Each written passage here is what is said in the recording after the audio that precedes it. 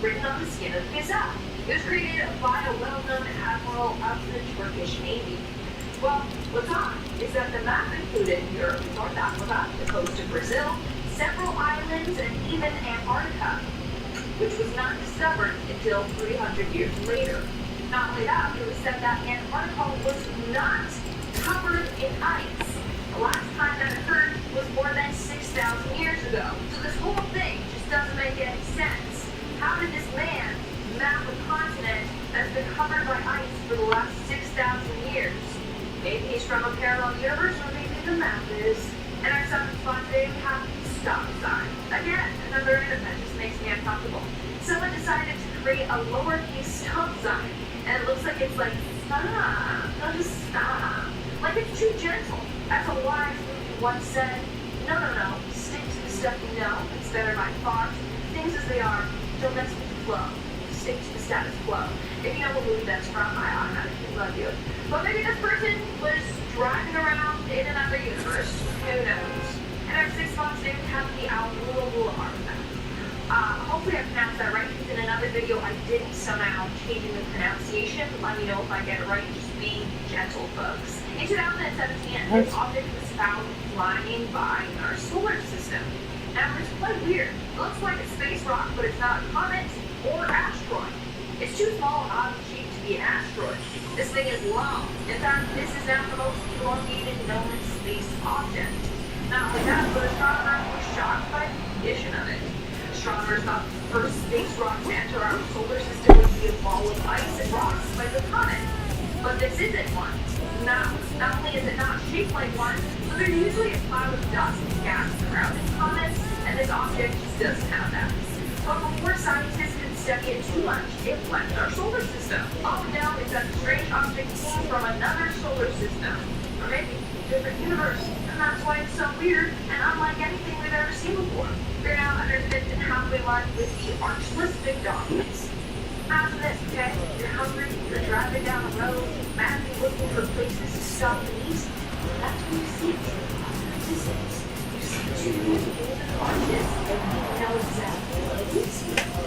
The one and only McDonald's. Except one of the universes is McDonald's has one arch. Like, no, it's not Nick McDonald's, it's Nick. Stop, okay? Or maybe someone messed up with the design of this restaurant, I don't know. Also, since when does McDonald's sell cheese bags of ice?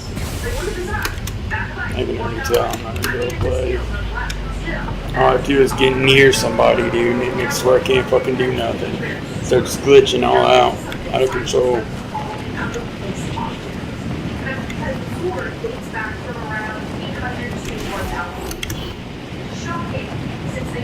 Look at that, dude. It's so fucking glitchy. Swords like this were made 800 years later during the Industrial Revolution. Not only that, but its carbon content is 3 times higher than other swords of its time. It also suggested that in order to make this sword, iron ore had to have been heated to at least 3,000 degrees Fahrenheit, okay? Again, they didn't have that technology to do that back then. So many people are perplexed. Well, there are some theories. One is that it was dropped by a time traveler, or two, it might have come from a parallel universe. One that is far more advanced than ours. But let me know your theory in the comments below. And our third fun day we have the Lost Arrow. Remember the quote that I have here, where it says to pick up all something, only for it to appear in a place where it is impossible to. Let me explain. The one man said that he was with his cousin at Home Depot. Before they went in, the cousin grabbed his wallet, but he didn't have any pocket, so he asked the narrator if he put his wallet inside his pocket so that he didn't have to carry it around. He zipped it into his truck pants. After shopping around at Home Depot for a bit, they went to check out, but his wallet wasn't in the truck pants. So they retraced their steps thinking maybe it's hello, but nothing. So they decided just to go back to the car and return to the store later. So they got to the car, lo and behold, the wallet was on the dashboard. Which is what? Because the cousin literally handed him the wallet and zipped it into his pants. Now, one person believes that what happened was the universe split. And they see in another reality, the man just slapped his wallet on the dashboard. Somehow the universes merged, hence why the wallet was on the dash. Now, it's all confusing how this stuff works, but that's the alien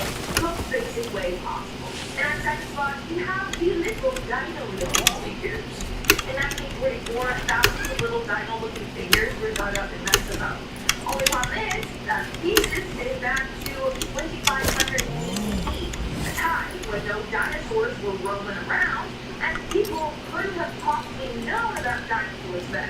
This is all according to scientists. So were there some other creatures that roamed the earth back then that we don't know of? Or is there a time-traveling paleontologist out there? Imagine that, like Ross from Friends, us being a time traveler. I love that. I don't know. Or the object is from another universe. And the number one spot today, we have Ray. Now, this next individual has a similar story to the Home Depot boys. So, her was washing the dishes one day when she heard a clink in her sink. The ring that she took off when she was doing the dishes had slipped and fell into the sink and got rained. Now, it was just a cheap one, so she wasn't too concerned. It wasn't like her wedding ring. So she decided to just go on past her days. In the end, she forgot the ring was even there. That was until a week later when she was putting on her shoes and just something opened her toes. She emptied out her shoe and her ring went to the floor. So somehow, the ring went from being in her sink drain to in her shoe. Someone explain that to me. I don't know. Maybe counts out for real. Starting off the countdown, we have the deck of cards. Now, I don't know about you, but normal deck of cards don't have number one cards. In place, they have aces. But would you look at that? This on deck has one. Makes me very uncomfortable. I don't know about you, but I've never seen this before. We're playing Go Fish, and you whip out a one-up card. Jokes aside, we have decks with aces because they can serve as the highest particle loads. So it can serve as a one or more than one. That's why we don't have one. According to Google, don't quote me. So I don't know where this person got their cards from, but it just seems wrong. In our number 9 spot today, we have the USS Princeton UFO. What's a space list for those that mention of a UFO sighting? This one took place in 2004. On November 14th of that year, the USS Princeton noticed an unknown aircraft of some sort that was about 100 miles off the coast of San Diego. For 2 weeks prior to this, the crew had been tracking a strange flying object that would start out at around 80,000 feet before extremely quickly dropping to hover right above the Pacific Ocean. Black Aces Commander David Fravor and Lieutenant Commander Jim Slate of Strike Fighter Squadron 41 went over in 2 fighter jets in order to kind of scope out the situation, and when they arrived, they saw what at first appeared to be churning water, while there was an oval shape just below the surface. After this, a white oval-shaped object appeared above the water, but it had no markings on it. Like, we're talking no windows, nothing that was indicated engines, no wings, and the infrared monitors on the jets didn't pick up any sort of exhaust. The commander and lieutenant commander tried to intercept this strange aircraft, but it very quickly flew away and reappeared on the monitor 60 miles away. Like, when I say quickly, I mean it was moving at 3 times the speed of sound and over twice the speed of the fighter jets. Like some Top Gun Maverick stuff. So faster than any kind of technology we currently have. We still don't know exactly what this was, but I'll tell you one thing. We definitely don't have that kind of technology. And number 8 on today, we have USO. UFO.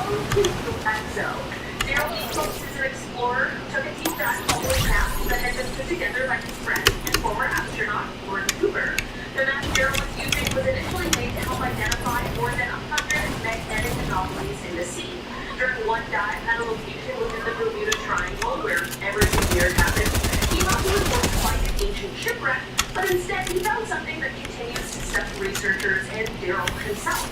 He came across a very strange structure that wasn't like anything he had seen before. This structure had long obtrusions which stuck out from the sides, and the whole thing was covered in coral, so whatever it is, it has been down there for hundreds, if not thousands of years. Daryl has said, quote, "There's identical formations in 3 different areas, and they don't look nature-made. They don't look man-made. Certainly nothing I've ever seen based on my experience, and I have years of experience at doing this. We've identified multiple different types of shipwreck material. This doesn't match or look anything like that. People have started speculating that this structure may just be the remains of a crashed UFO. If it isn't that, then what else could it be?" In our number 7 spot today, we have the Antikythera mechanism. The Antikythera mechanism is an extremely mysterious discovery that has stumped researchers ever since it was found. This artifact was found 150 feet below the surface of the Aegean Sea in a shipwreck, and it is the oldest kind of computer ever recorded, as it was dated back to the 7th century BCE. The author David Childress likened the finding to if they had found a jet plane and taking tests too. That's how bizarre this discovery really was. Due to the complexity and oddity of the finding, alien enthusiasts have believed for quite some time that it may have been technology that was passed down from some sort of superior being, so aliens. When the artifact was recreated in order to learn about the mysteries it holds, the mechanism was able to calculate the position and running time of each planet. How would they have been able to create this without the use of sophisticated astronomical tools? I'm not saying that this is like concrete proof of alien life, but I don't know. There's just gotta be something else at play here. In our number 6 spot today, we have fossilized microbes. This is a piece of evidence that came from 1996, and it is said to have come all the way from Mars. 25 years ago, scientists said that they had potentially found what appeared to be fossilized microbes in a lump of Martian rock. This rock was hypothesized to have come off of Mars after some sort of collision that the planet had, and then just casually floated around in space for some 15 million years before it ended up in Antarctica in 1984. You know, just the kind of thing that happens in space. Once the rock was found and analyzed, it was found that it contained organic molecules and small specks of mineralized magnetite, which can sometimes be found in the bacteria here on Earth. Once viewed with an electron microscope, there were signs of bacteria found. Of course, with anything like this, there will always be skeptics, and some have claimed that the magnetite wasn't that similar to those found in bacteria, and some claim that the size of nanobacteria were just grown in a lab.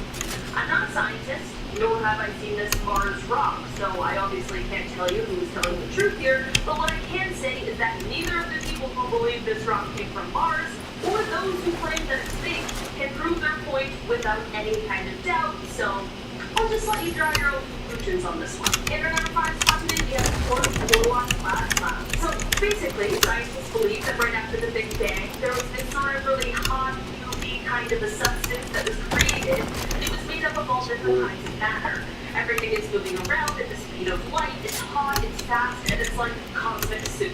Okay, so experts in the Large Hadron Collider, which is the world's largest and most powerful particle accelerator, wanted to recreate this space soup. You know, part of the whole trying to solve the mysteries of the universe's origins kind of thing. When they did this and got the machine to recreate this, they ended up reporting the highest temperature ever. Apparently, this soup was measured at 9.9 trillion degrees Fahrenheit. We obviously don't understand that it can stay really hot, but just how long? Well, that is 366,000 times hotter than the center of the sun. In our number 4 spot today, we have energetic cosmic rays. Energetic cosmic rays are described as high-energy protons and atomic nuclei that move through space at nearly the speed of light. There are some that originate from supernova, but there are some that originate from outside of our galaxy, and those ones have scientists wondering where they are coming from and what the source of them is. As these cosmic rays flow into our solar system, their paths are bent by the magnetic fields of both the Sun and the Earth. Upon impact with Earth's atmosphere, these rays produce a shower of secondary particles. Some of these particles do end up reaching Earth, but most are intercepted by either the magnetosphere or the heliosphere. The strongest cosmic rays are extremely powerful, and they can have energies of over 100 million times greater than a man-made collider. If you're wondering why you should care about this space mystery, it's because these things have the power to cause our digital systems to crash, and in our ever-increasing digital world, that could cause some major disruptions to our life. That is why we hear about how many of their origins remain a complete mystery that has scientists stumped. And also, because shouldn't we just know where these things that are bombarding Earth's atmosphere are coming from? Concerning is definitely the word I use, but honestly, what part of space isn't concerning? In our number 3 spot today, we have ELPS Pizarro. This is a weird little object that has been stumping scientists since it was first discovered in 1979. So basically, asteroids and comets tend to be fairly easy to tell apart.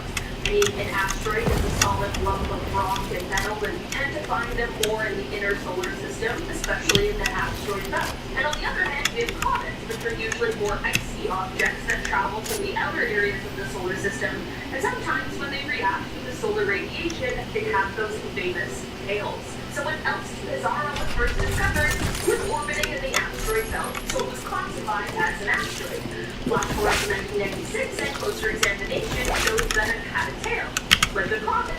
At first, experts thought that perhaps the tail was a a result of some sort of collision, which is not uncommon for asteroids.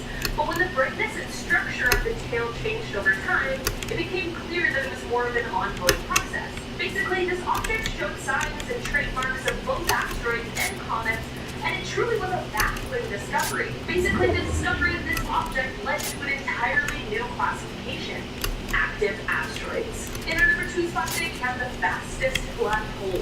The biggest black hole that we have found so far is said to weigh about 40 billion times the mass of our sun, or about 20 times the size of our solar system. That's so scary.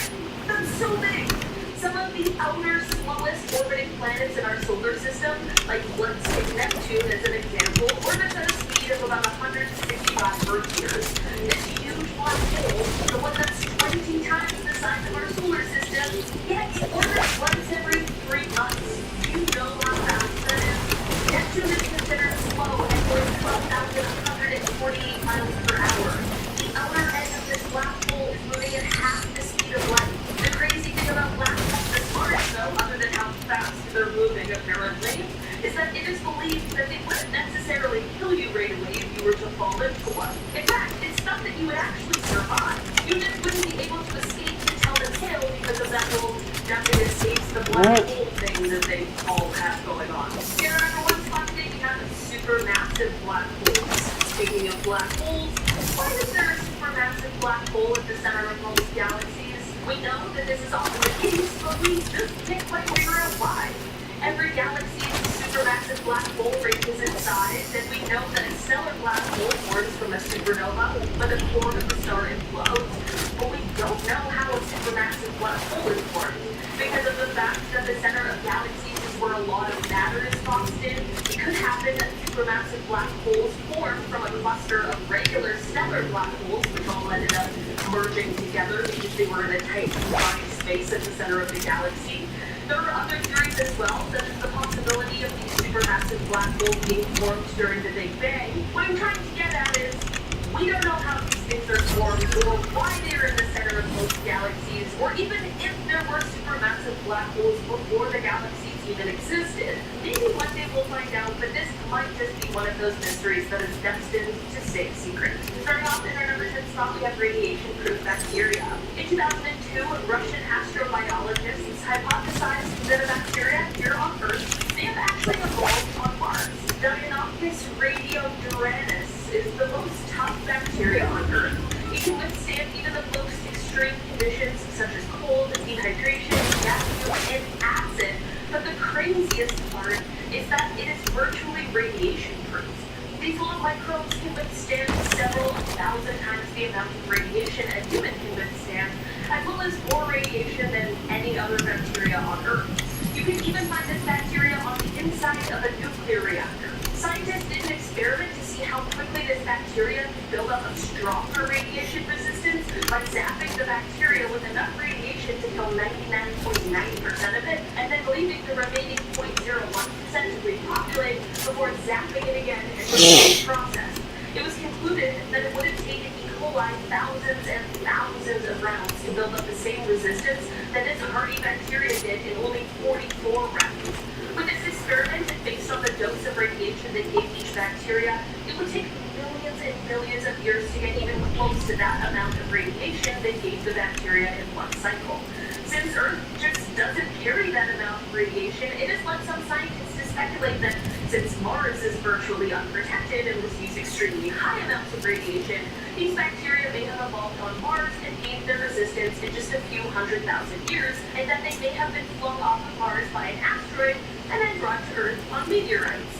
It certainly is just a hypothesis at this point, but really, how else can we explain this random superpowered bacteria that is unlike anything else on our Earth?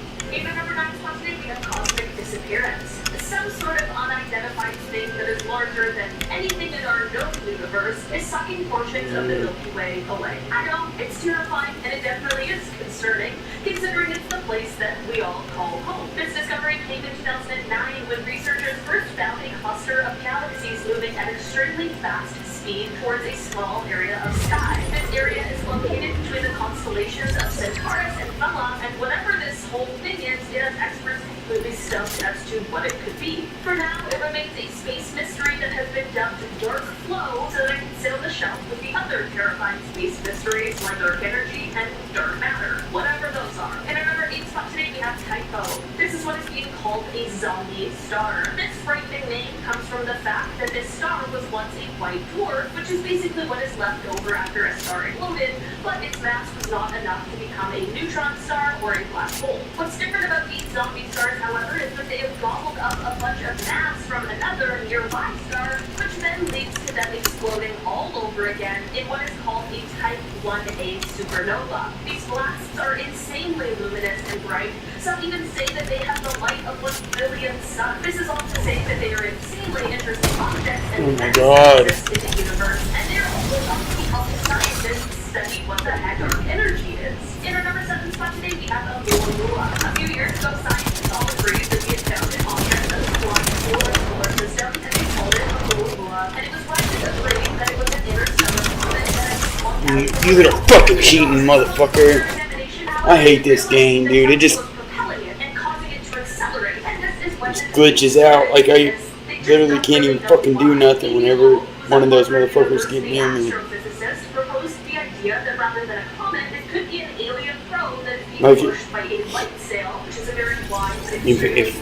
If every time I got near somebody, it made their fucking shit start glitching out, dude, I would not feel like I was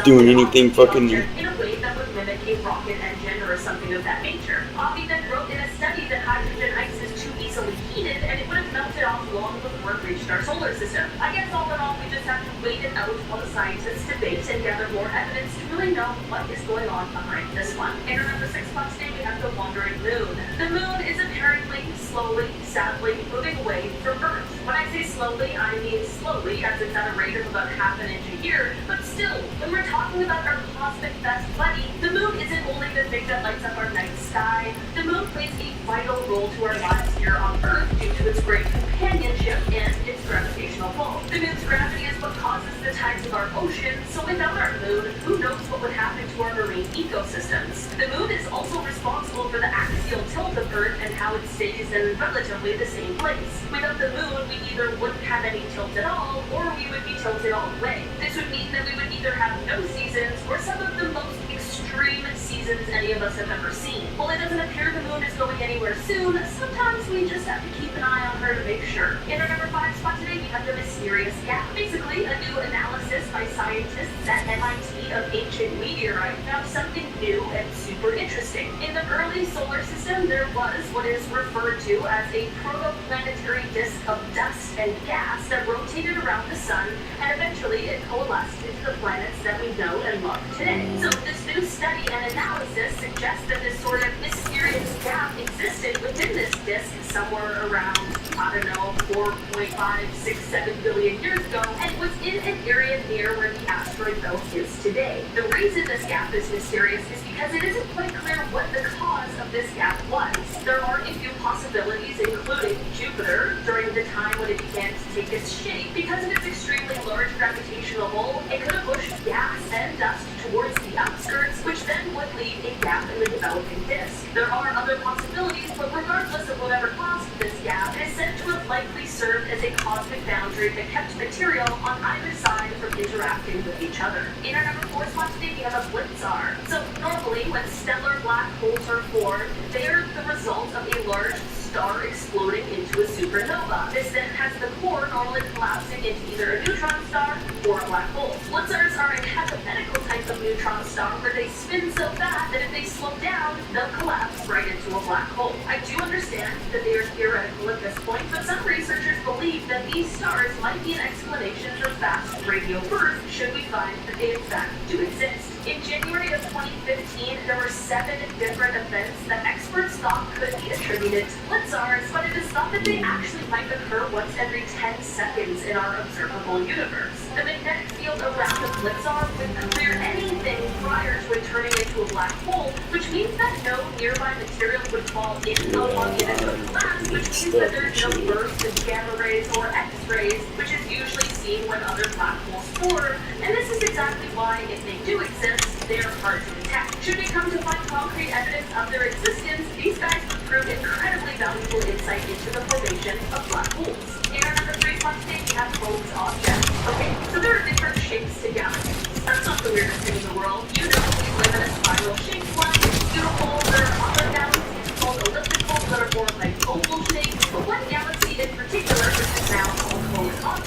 truly like nothing we've ever seen. This galaxy has a yellow core, and the core is surrounded by an outer ring of blue stars that are much younger than the core, but in the middle between the two, there's just nothing, and researchers are completely stumped as to how this could have formed. The galaxy was first discovered in the 1950s, and since then, there is one leading theory as to how it could have been formed, but it still isn't concrete. Basically, this leading theory suggests that perhaps a small galaxy stepped through a larger disc-shaped galaxy, which then created this bizarre situation. But the problem with this theory is that there are no signs of any nearby galaxies that could have served as this sort of bullet in this scenario. If that happened, it also would have sped up the core of both objects, but we can observe it as moving quite slowly, so that also rules out this theory. There have been other galaxies discovered that have some similar characteristics to this one, but none share all of the qualities seen in this very bizarre galaxy. In our number 2 spot today, we have Haumea. Back in 2017, this dwarf planet passed between Earth and a distant star, which allowed scientists to get a better look at it, and thus they were able to discover some new findings. Haumea sits in an area beyond Neptune that is called the Kuiper Belt, and it is actually one of the largest objects inside of the belt. Before the new discoveries in 2017, we already knew that this dwarf planet was weird. I mean, it has kind of a weird elongated shape, it has 2 moons, and its day only lasts 4 hours, which means that it's the fastest spinning large object in our entire solar system. It is thought that its fast spin might be responsible for its weird shape, but either way, scientists were quite surprised in 2017 when they realized that this strange planet actually has springs. This means that Haumea likely had some sort of collision, and probably not too long ago, relatively speaking. This collision likely happened somewhere from 1 billion to several hundred million years ago, but the search for the origins of these rings brings a whole new mystery to the dwarf planet. In our number 1 spot, we have Exitons. These space things are actually a type of neutron star, but what makes them different is that they have this insanely powerful magnetic field. We're talking 1,000 times stronger than a regular neutron star, or about a trillion times stronger than the magnetic field that Earth has. That means that these type of stars would have enough magnetic power to light every planet part on Earth, even from a distance halfway to the moon. They're the most magnetic stars in the entire universe. This is all very cool and interesting, but it's also important to note that if you were to venture within about 600 miles or 1,000 kilometers of one of these stars, you would die very quickly. The magnetic field would destroy your body. It would tear electrons from your atoms, and then basically turn you into a cloud of vomit ions or single atoms with electrons. This is all to say that next to black holes, these are one of the most bizarre objects in the entire universe. Starting off in our number 10 spot, we have Dragon 544. This is what is called an ultra-diffuse galaxy, and it is located in the Kama cluster. This galaxy is of concern because of some interesting observations that were made in relation to it in 2016. Basically, this galaxy was first discovered because of the influence it is having on our local galaxy. Astronomers noticed some strange sort of ripples in our galaxy, and subsequently realized that this was due to the flow of Dragon 544's gravity as it orbited around our own. Of course, once it was realized that this galaxy was the culprit, experts started looking into the galaxy more, and then it's when it was realized that this galaxy is actually quite dark. In fact, we can only really see this galaxy due to 4 bright stars that shine out of the otherwise dark, gloomy galaxy. This has led to the hypothesis that this galaxy must be large.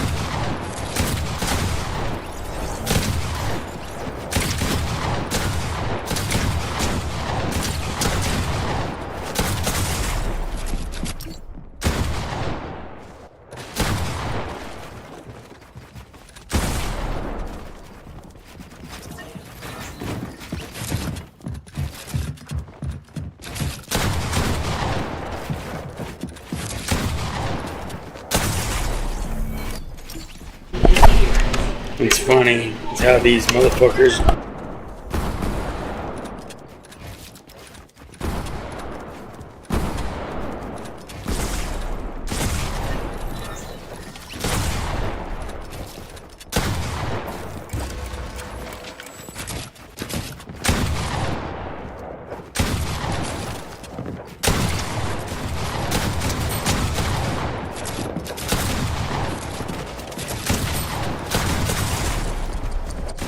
He's a bitch and a cheater.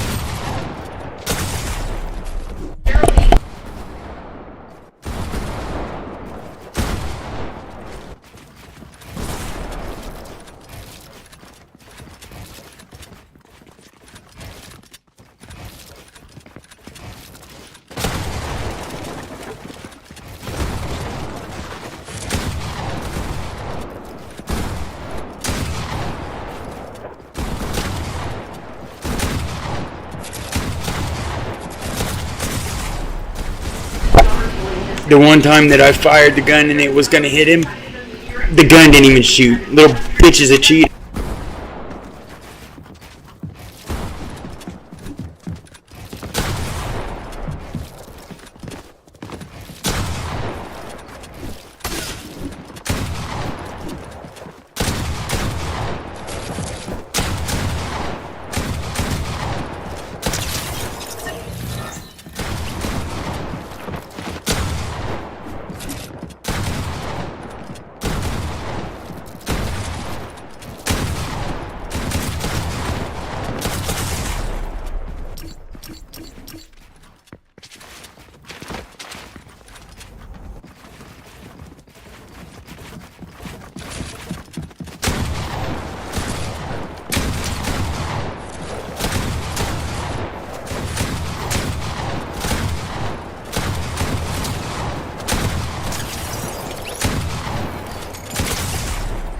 You see the way my pickaxe fucking clowns, little bitches.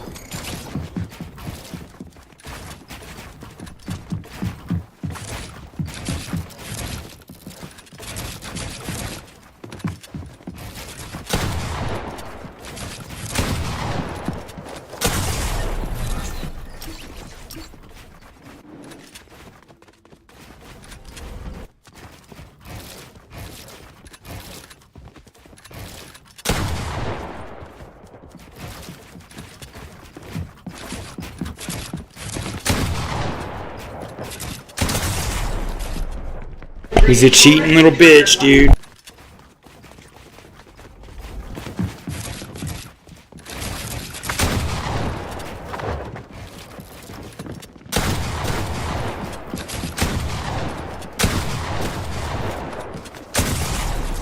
Fucking piece of shit.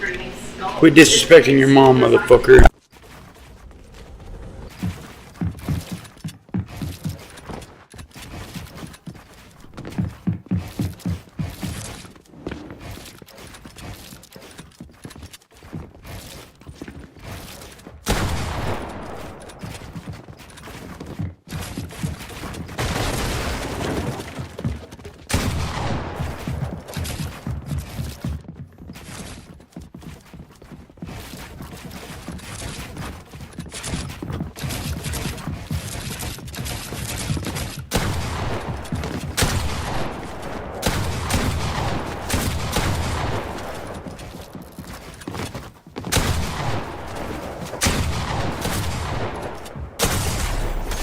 And horrible blood-curdling screams that they could.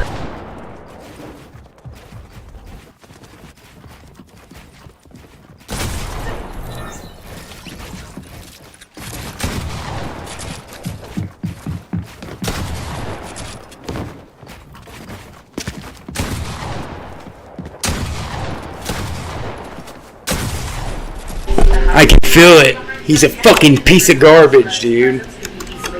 You know, without them fucking hacks, dude, you would be shit at this game, I can tell. I guess the lesson of this one is the bubble wishes of those who are past, because you never know if their spirit is going to stay lingering around afterwards. And in the next question, we have the haunted doll. There's quite a few haunted dolls kicking around out there apparently, but this one doesn't exactly have a name. The doll's owners say that this doll is possessed and causes lots of troubles at night. The incredibly creepy thing about this one is that it is said that you don't need to do anything in order for this doll to decide it wants to haunt you. You just simply need to be around it, and that is more than enough for the haunting to start. Owners of the doll have reported getting a bunch of strange scratches, which they believe are because of the doll. It isn't exactly clear where the spirits that reside in this doll have come from. Like, the only reason he's even able to get one kill on me is because he's fucking got those fucking hacks. Deborah reported the same scratches as the previous owners, but she also may have been able to contact the spirit residing in the doll. She claimed that the spirit was that of a young girl who had her life taken from her, but she also reported that the nasty evil energy within the doll is a male, and she believes that this energy is that of the man who took the life of the girl. At the end of the day, whatever is haunting this doll is certainly a spirit I would like to stay far, far away from. And number 6 question, we have the ballista balls. A ballista was used in the Roman military, and it was kind of similar to a crossbow, but much larger, and it could shoot arrows or stones. In 1989, there were archaeologists that were working by the Israeli-Syrian border when they found these large stones close to what seemed to be the remains of a ballista. But around 1995, the stones ended up getting stolen, and it took a while for anyone to notice. Fast forward to 2015, and the same stones that were stolen ended up in the courtyard of a museum in Israel, with a note left from the person who stole them. The note is saying that ever since they took them, What little bitch, dude. He just waits to make sure, like, he was facing away from me, dude. He just shoots the gun as soon as they fucking...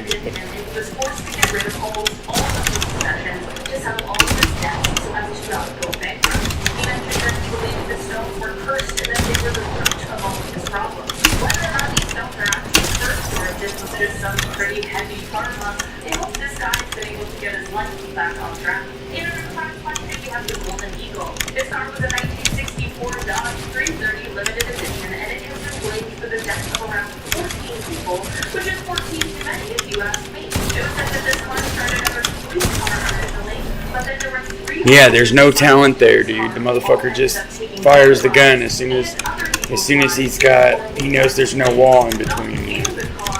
But still, super weird that this all seemed to happen after they had been using the car for work.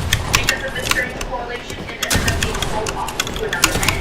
From the 80s and 90s, it was said that because of the ruler of the first car, it became a point of interest for vandals. People began vandalizing the car only to keep their own unsightly things, which were all met in strange ways. For example, it was said that one vandal died from being struck by lightning, and another ended up being decapitated by an 18-wheeler. It is said that the curse is so strong that one kid decided to merely touch the car and it sent him into madness. As he went up to Like, I have to fucking make sure that my shot's gonna hit him. That's not what he does. collects and decorates haunted cars for a living, so it seems as though it's finally found its home far, far, far away from Myrtle's house. In another portal is the Myrtle's Plantation mirror. Myrtle's Plantation is located in St. Francisco, Louisiana, and it is said to be one of the most haunted places in the entire world. One of the reasons for this spooky reputation is because of the mirror that resides inside. It is said that this mirror holds the spirit of Sarah Woodruff and her 2 children. Legend goes that a woman named Chloe was a slave of the plantation who drove the plant to get revenge on the owners of the plantation, Sarah and her husband. Believed they could take Chloe's poison for them, but it ended up only being Sarah and 2 of her children who consumed the poisonous cake. When it passed away, it is said that their spirits went into the only mirror that was uncovered at the time. Thus, the haunted mirror was born. People who have since visited the plantation have claimed to see the family in the reflection as well as the handprints of small children on the glass, despite continuous polishing. In another brief update, we have the Missouri Ghost Car. On December 11, 2002, a call came into Missouri Police Department. The caller reported that they had just seen a car lose control and run off the road and then presumably crashed. It was, of course, an emergency call, but not necessarily anything out of the ordinary. That was until authorities got to the location and realized that they couldn't find any kind of evidence of the crash. They kept searching and ended up finding a maroon-colored car that was nosed down in a ditch nearby, so much undergrowth that it must have been here for months. Trash. And somehow this